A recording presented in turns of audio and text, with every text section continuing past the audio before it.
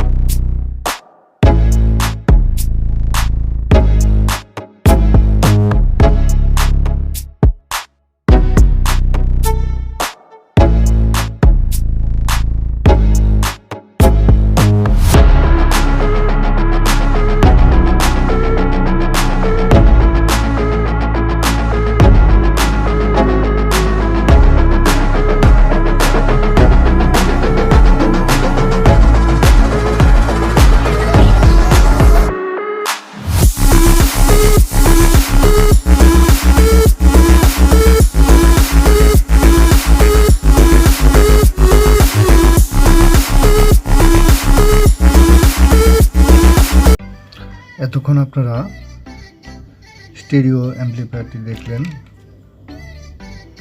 দেখলেন এটি ইনপুট এবং এটি আরেকটি ইনপুট, এটি একটি আউটপুট এবং এটি আরেকটি আউটপুট, আর এটি বি পজিটিভ ভোল্টেজ, অর্থাৎ এখানে 12 ভোল্টেজ দিতে হবে, আর এটা গ্রাউন্ডিং মাইনাস। সামান্য একটি হিটসিং লাগিয়েছি। তো এই পর্যন্তই।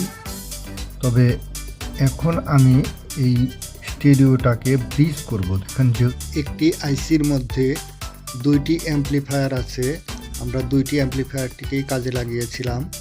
এখন দুইটি অ্যাম্প্লিফায়ার দিয়ে একটি অ্যাম্প্লিফায়ার তৈরি করব, এটা ব্রিজ অ্যাম্প্লিফায়ার। দেখুন তাহলে।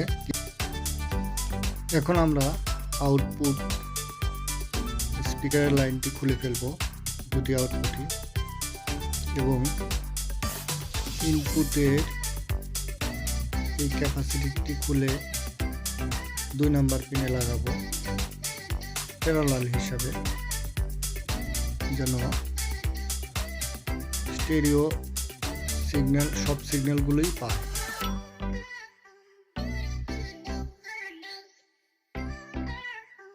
এখন আমরা 6 নাম্বার পিন, যেটি ইনপুট ছিল, সেই পিনটি আমরা গ্রাউন্ডিংয়ের সাথে যুক্ত করে দিচ্ছি। 12 নাম্বার আউটপুট পিন থেকে 10 কিলো রেজিস্টার দিয়ে 7 নাম্বার পিনের মাইনাসে সংযোজন করব। আবারও আমাদের ব্রিজ অ্যাম্প্লিফায়ারের কাজটি কমপ্লিট, সার্কিটটি কমপ্লিট হয়েছে। এখন আমরা স্পিকারের কানেকশন দেব এবং এর পারফরমেন্স কেমন তা দেখব।